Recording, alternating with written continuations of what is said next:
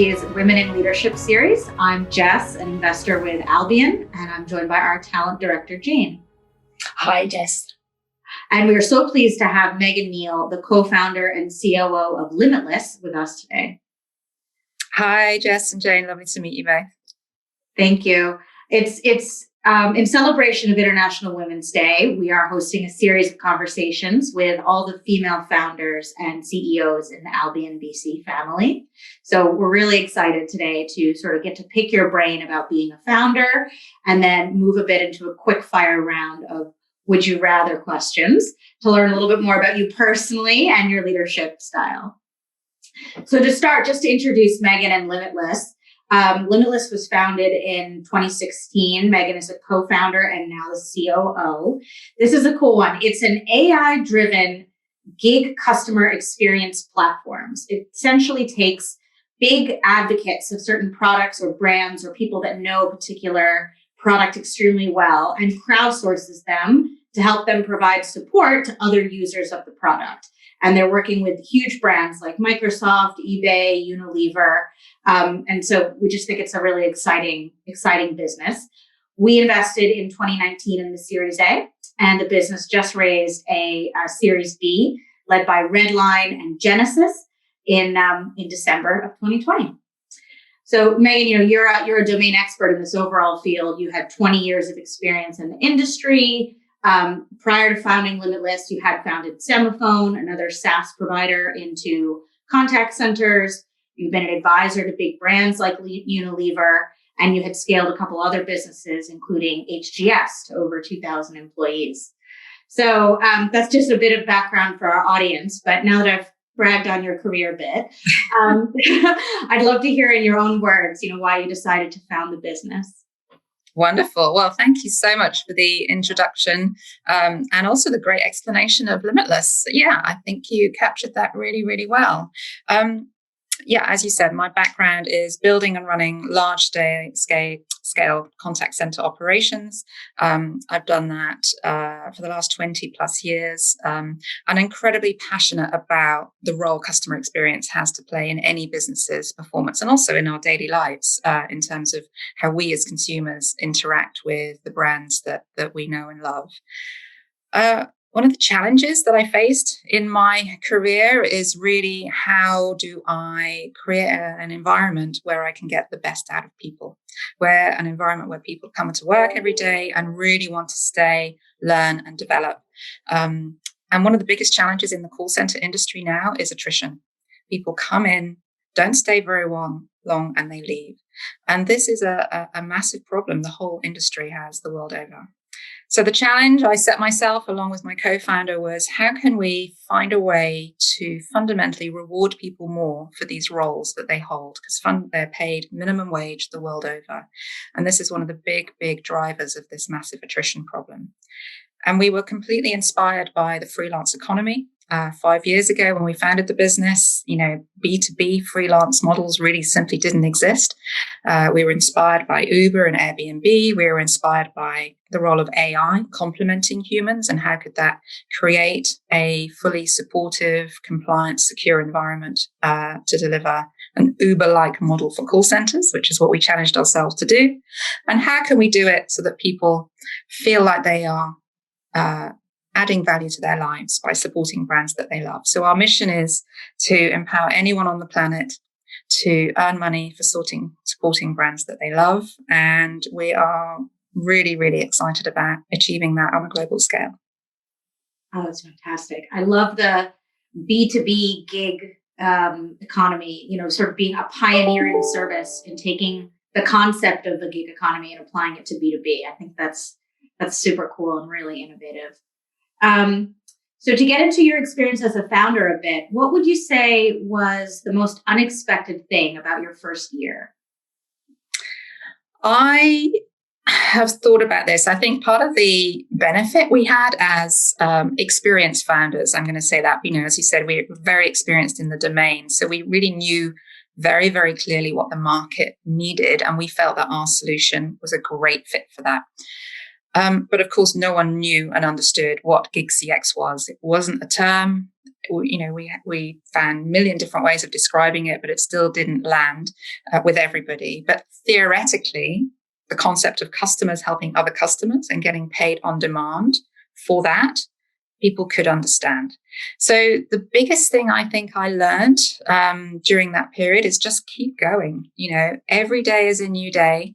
You will get knockbacks, but if you literally just get up every morning and don't worry about what happened yesterday, but if you believe in your vision, then you will find a way to come through. So it was incredibly powerful when we started to get really, really positive feedback from amazing companies like Daily Mail, National Express, Unilever, who said, wow, this is the answer to the problem. I knew I had a problem, but I didn't know what the answer was. And that really enabled us to feel confident that after the end of that first 12 months that we had a compelling business proposition and a business model that really could scale. That's fantastic. I love that message of sort of perseverance and keeping your head in the present as opposed to, waking up every day. It's a new day, keep going. I think that's such a important quality of sort of mental grit. So what do you think, thinking about your own experience, what would you say the biggest change you've seen in yourself between sort of now and your first days? Yeah, I think in the beginning, you do everything. In the beginning, you are in every single minute detail of the business because it's your baby, and I love that. I absolutely felt completely passionate about designing this solution that the market needed. The biggest change for me now is letting go of that, if I'm honest. And as a founder of a scale-up business, being able to embrace the trust of your team members. And we have an incredibly talented team, leadership team and wider team in the business. And the biggest change for me is allowing those brilliant people the complete control and leverage to design solutions that fit our clients' needs. I still miss it, if I'm honest. I still love being in the detail. It's just the kind of person that I am. But I recognize that it's a quality that I need to work on in order to support the business growth, right? The business can't grow if I'm in every aspect of the detail. The business can grow if I help the leaders in my business and empower them to make the decisions that are right for our clients. Yeah, I love that. I love that sort of realization of the next step is the empowering of the rest of the team and the trust in the rest of the team to sort of take over the reins of certain work streams. Yeah. Thinking about sort of what your team would say about you, what do you think they'd identify as your superpower? Oh, that's a tricky one, isn't it? I mean, although I was very fortunate. So many, Megan. Well, I was really fortunate. Last week, I was interviewing actually for a leadership role in our finance team. And one of the questions from one of the candidates was, what are the real traits and character traits of the founders that are going to make this business fly? Mm-hmm. And actually, I was fortunate to have a colleague next to me. So I didn't have to answer for myself. So that made it very easy. And she said, and she's worked with me for 5 years, and I really respect this individual enormously. And she said, the trait I would use, the single word I would use to describe Megan is she is unflappable. So if a superpower could be unflappable, I think I just, get on with it. Everything happens, stuff happens. Don't think about it. Just figure out a way forward and bring the team with you and celebrate those mistakes because they're learnings. And that is a bit of a cliche, but that's really what I live by. I think that's great. I think that's so insightful. And, to think, there will be setbacks, but maintain your equilibrium, keep your cool, and carry on. I think that's an important superpower. Many would envy you. We do know an important part of being a great founder is ability to focus. So, as you've gone through the last couple of years, how have you learned to think about saying yes versus saying no to competing priorities? Yeah, it's a massive challenge because it's so easy to get excited by things because someone wants to talk to you about a new exciting project or strategic relationship, and you're just so hopeful that that's going to generate and accelerate the growth of the business, and we're getting a lot of that at the moment because we've just announced our latest funding round, and the interest from a strategic investor and alliance partner, Genesis, has really sort of shaken the industry, and they all want to know more and want our time to understand it. But we're having to be very, very specific and controlled about where we deploy our very valuable resources. So I have two principles about focus and priority. Focus on your clients. Absolutely. Everything that they need is right for our business, and making sure that they are happy all the time. And prioritize non-standard platform development so that we can build a truly global SaaS platform, right? So bespoke developments sometimes are fine, but on the whole are not. So don't really go down that route because you'll get tied up in knots. And, we've learned a little bit from experience, but largely we've had a really strong direction from our product development team that no, if we're building it, it has to support all clients. So for me, those two principles: focus on your clients and prioritize your platform. Yeah, that makes total sense. And that hardest thing is saying no to an opportunity, especially when you're passionate. But actually, I love those sort of guiding principles. Kind of apply these rules, and you've got a good ground game to execute. And final one, we were talking a little bit about the team and the people around you. What strengths do you think you need in the people around you that make you even more effective?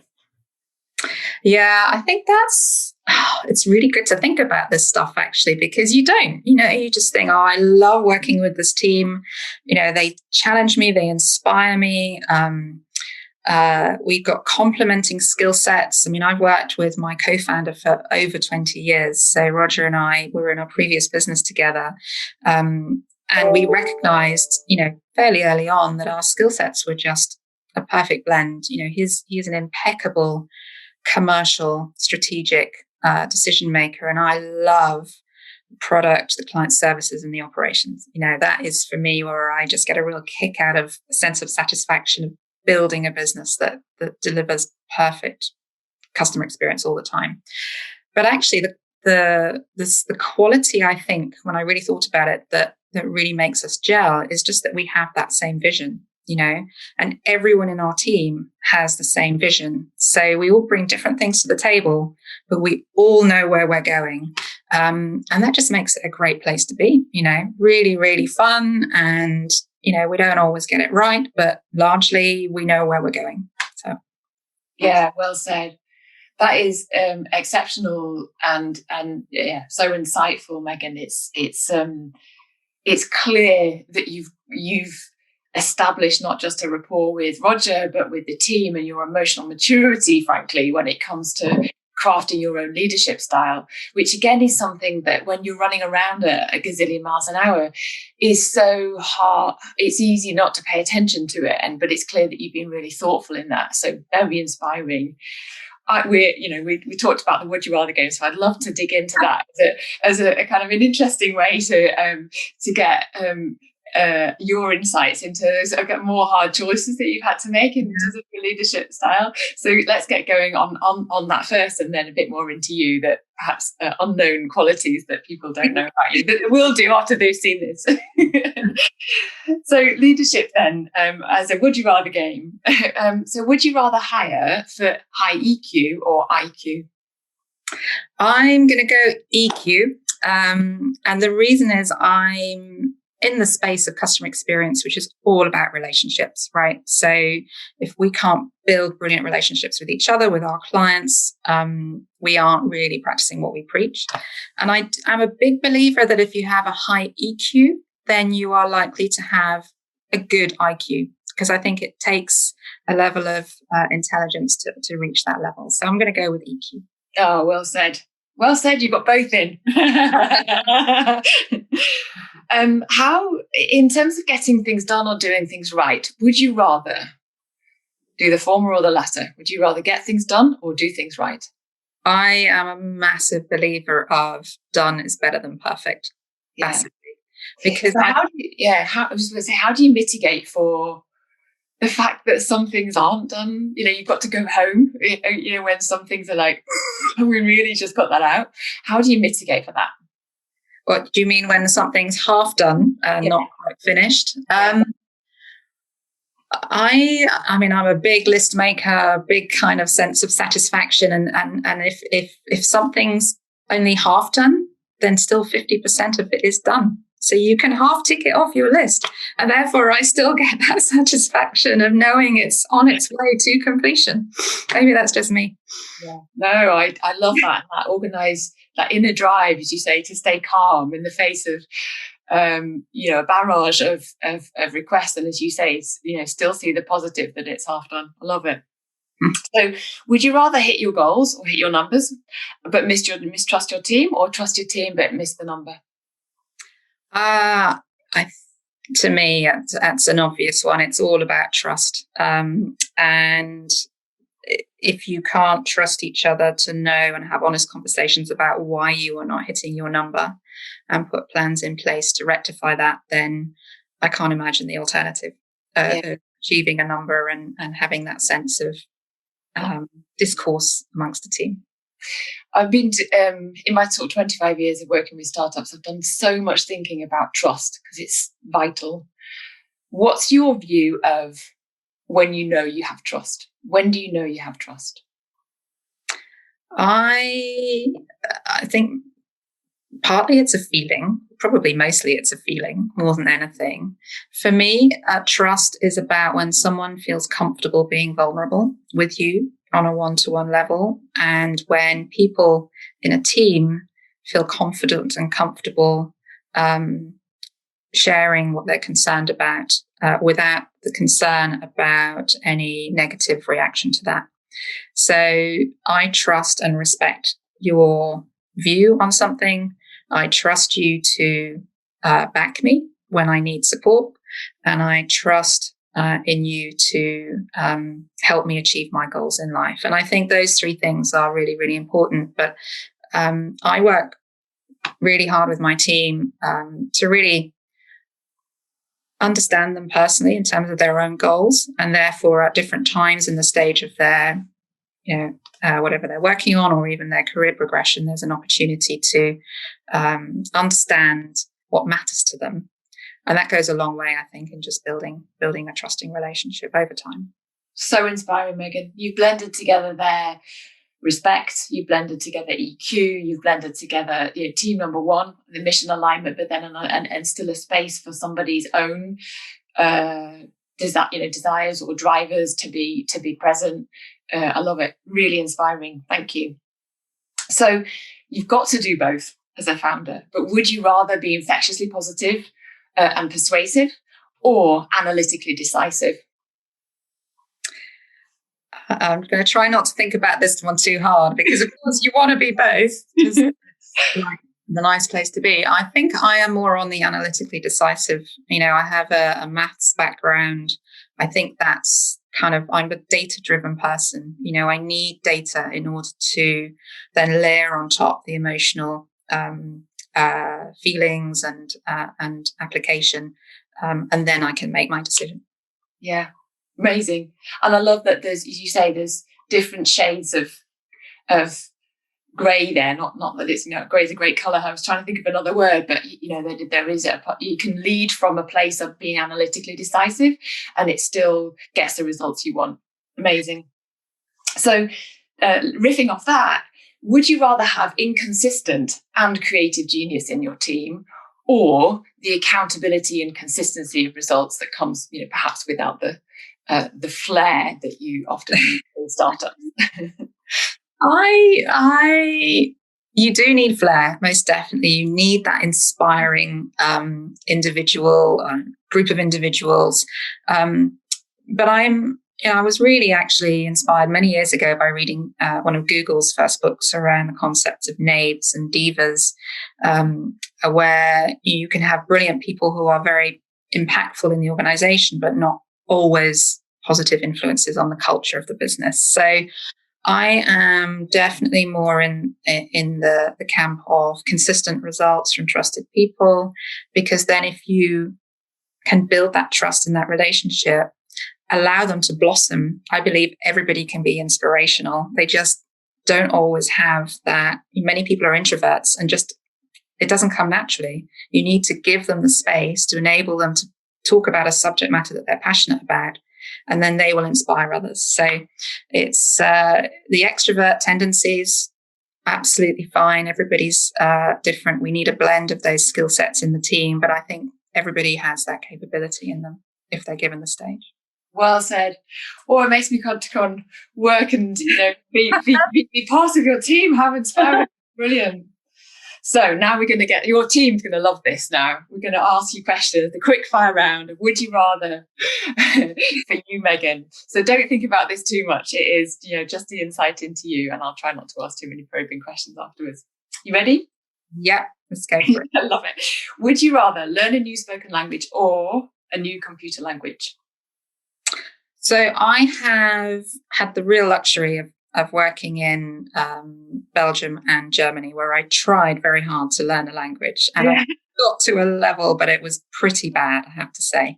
But I've always wanted to learn a computer language. I did maths and computing at university, but back in the day, computing, was a very different thing.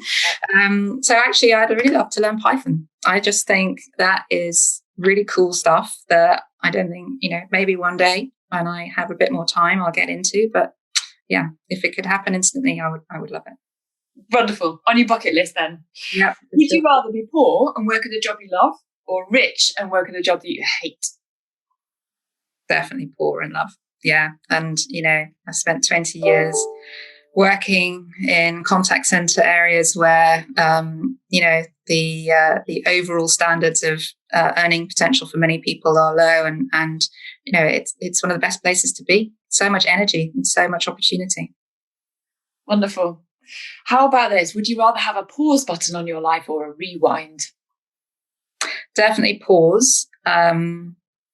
Definitely no desire to relive any of my 20s or 30s. But it's all about looking forward, and I'm really happy, and there's a massive opportunity to just do so much more right now and really make an impact. Yeah, exactly. Just need more hours in the day, right? What about this? Would you never get angry, rather never get angry, or never be envious? Never be envious. I just think that's a negative trait that can be quite destructive. So anger, it's good to get fired up about stuff. If it's stuff that matters in the world, then it's going to make a difference to the planet or society. So definitely never get envious. I love that. The passion breathes a fire in your belly, as you say, to fight. Would you rather be funnier than you are or smarter than you are?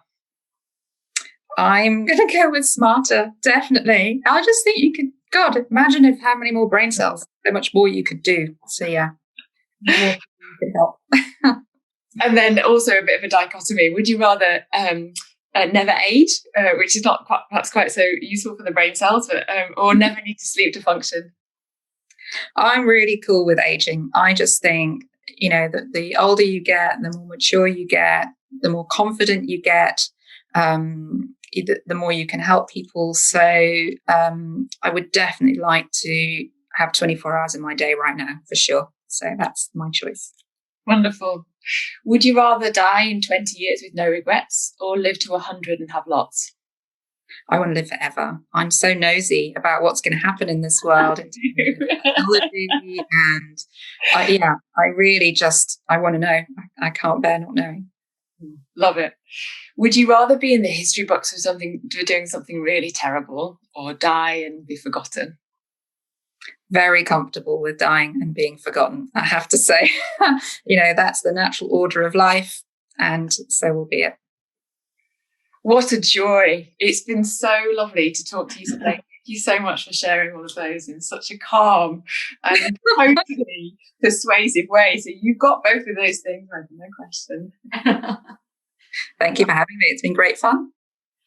Just to wrap up on sort of one final bit of advice, maybe, What sort of counsel or advice would you give to the younger version of Megan, now, knowing everything you know now? Yeah, I would absolutely say work hard to learn as much as you can, craft your skill, pick your domain, and really get into the detail of it, and become an expert.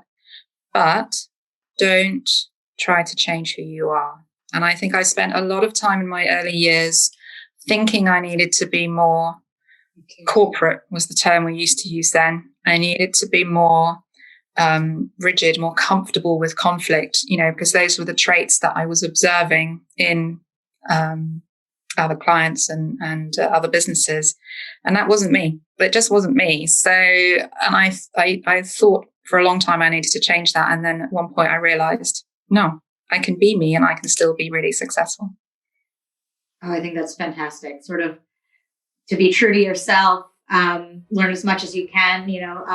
These things are easier said than done, but I think those are perfect words of advice. So thank you so much.